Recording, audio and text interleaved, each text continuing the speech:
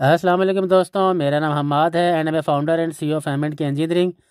आज की बड़ी इंटरेस्टिंग वीडियो है जिसके अंदर हम पोसॉन रेशो के बारे में डिस्कशन करेंगे।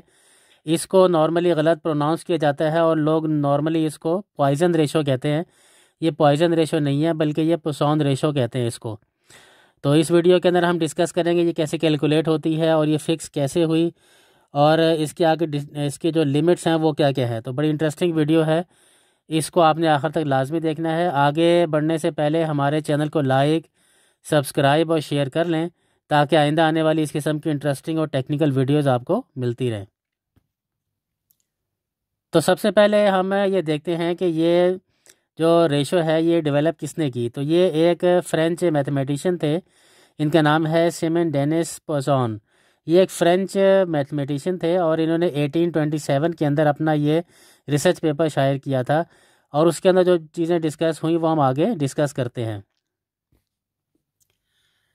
अब जैसे ये हमने पिछली वीडियोस के अंदर भी डिस्कस किया था कि अगर हम किसी भी मेटल को लेते हैं या कोई भी मतलब चीज़ को लेते हैं और उसको हम जो लॉन्गिट्यूडनल हम उसको खींचें या उसके बाद कंप्रेस करें तो उसके अंदर कोई ना कोई डिफॉर्मेशन आती है। यानी जिसको अगर हम लॉन्गिट्यूडनल स्ट्रेन की बात करें तो चेंज इन लेंथ, जैसे कि तस्वीर में नज़र आ रहा है कि अगर हम एक कॉपर ले लेते हैं, फ़र्ज़ कर लें, और उस कॉपर को लेकर दोनों तरफ से पुलिंग इफ़ेक्ट करते हैं तो नॉर्मली ये जो जितना भी बाहर की तरफ ये पुल करेंगे तो उसी तो सेंटर वाला पोर्शन जो है वो उसी तरीके से अंदर की तरफ दब जाएगा। तो ये डिफॉर्मेशन हो जाती है जिसको हम पिछली वीडियोज़ में भी डिस्कस किया है कि change in length divided by original length. इसको हम कहते हैं लॉन्गिट्यूडनल स्ट्रेन। तो इसी तरीके से अब अगर जो सेंटर से दब रहा है बेसिकली उसको भी तो कुछ नाम देना पड़ेगा, यानी कि उसमें भी जो तब्दीली आ रही है तो उसको हम जो शो करेंगे वो change in width divided by original width. इसी को हम कहते हैं लेटरल स्ट्रेन। यानी एक तरफ से अगर पुलिंग का इफेक्ट आ रहा है तो दूसरी तरफ से अंदर वो तरफ कंप्रेस होता चला जा रहा है। इस चीज़ को जो है, दोनों चीज़ों का जो कंपैरिजन है, अगर इसको लेट्स सपोज हम यूँ करते हैं कि अगर हाँ एक तरफ हमने जो पुलिंग इफेक्ट किया तो वहाँ से जो लॉन्गिट्यूडनल स्ट्रेन आई वो हमारा फ़र्ज़ कर लेते हैं 3 मिलीमीटर तक आ गया।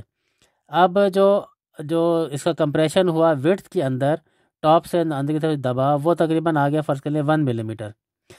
तो पोसॉन साहब ने यही चीज़ ऑब्ज़र्व की कि हर मेटल का जो है वो मुख्तलिफ रेशो बनता है, यानी कि ये रेशो फिक्स है, यानी कि जितना भी उसको पुल करेंगे उतना ही उसका दबेगा। इस रेशो को हम बेसिकली पोसॉन रेशो कहते हैं।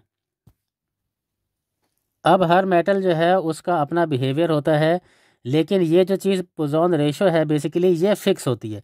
ये फ़िक्स इसलिए होती है कि अगर एक तरफ जितना हर मेटल का जितना भी हम पुल करेंगे उतना ही वो अंदर सेंटर से कंप्रेस हो जाएगा, दब जाएगा। इसलिए अब फ़र्ज़ कर लें, मिसाल ले लेते हैं कि अगर एक तरफ से जो है वो 3 mm, जैसे मैंने पहले बताया, अगर फ़र्ज़ कर लें 4 mm ले लेते हैं कि हमने खींचा और उसके बाद जो सेंटर वाला पोर्शन है वो 1 mm दबा, तो इसको जब हम इसको डिवाइड करेंगे तो ये 0.25 हो जाएगा। अब ये जो 0.25 है बेसिकली ये फिक्स है, ये पोसॉन रेशो, इसी को ही हम कहते हैं। इसीलिए हम इसको इसको इसका जो फार्मूला है इसको न्यू के से डोनेट करते हैं और इसको जो हम निकालते हैं वो ऐसा होता है कि lateral strain divided by longitudinal strain. अब इसमें जो नेगेटिव हमने शो किया हुआ है वो इसलिए किया हुआ है कि ये दब रहा है ऊपर से, और जो लॉन्गिट्यूडनल है वो प्लस है, यानी कि वो बाहर की तरफ खींच रहा है। पोसॉन रेशो जो है बेसिकली ये अप्लाई होती है आइसोट्रॉपिक मटेरियल के ऊपर, यानी कि वो वाले मटेरियल जिनमें इलास्टिक लिमिट के अंदर ही रहते हैं। यानी कि अगर वो प्लास्टिक लिमिट की तरफ चले जाएंगे तो वहाँ पर ये रेशो और कॉम्प्लेक्स होते चले जाएगी। अब जैसे ये थ्योरेटिकल पोसॉन रेशो की जो एक रेंज है वो जैसे कि तस्वीर में नज़र आ रहा है, ये -1 से लेके 0.5 तक होती है। इसमें जो है नॉर्मली जो मोस्ट ऑफ द मटेरियल्स हैं वो 0.0 से लेके 0.5 तक इसी रेंज के अंदर होते हैं, और मोस्टली जो मटेरियल है उनकी जो है वो 0.3 या 0.3 के अराउंड ही इसकी पोसॉन रेशो होती है। अब यह कुछ मटेरियल हैं जो कि हमने मुख्तलिफ पोसॉन रेशोस इसकी जो कैलकुलेट की वो नज़र है। जैसे कि कॉर्क है, इसकी 0.0 है, सीमेंट है 0.2 है, स्टील है 0.3 है, कॉपर 0.3 है, चीज़ जो है वो 0.45 है, इसी तरीके से जो रबर है 0.5 है, एल्युमिनियम जो है 0.35 है। जबकि ये जो ज़ीरो से नेगेटिव -1 से लेकर ज़ीरो तक है, तो ये अकोस्टिक मटेरियल्स होते हैं, यानी कि ये वो मटेरियल होते हैं कि जिसके अंदर जैसे ही हम दोनों तरफ से पुलिंग इफेक्ट करेंगे तो सेंटर से दबने की बजाय ये और फूलना शुरू हो जाएगा। तो इस किस्म के जो मटेरियल होते हैं ये बहुत स्पेसिफिक है और इतने ज़्यादा अवेलेबल भी नहीं है, लेकिन ये होते हैं, इसीलिए इसको पुज़ॉन रेशो के अंदर डाला गया है।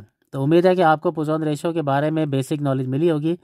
तो आगे बढ़ने से पहले हमारे चैनल को लाइक, सब्सक्राइब और शेयर कर लें, ताकि आइंदा आने वाली इस किस्म की इंटरेस्टिंग और टेक्निकल वीडियोज़ आपको मिलती रहें। बहुत शुक्रिया।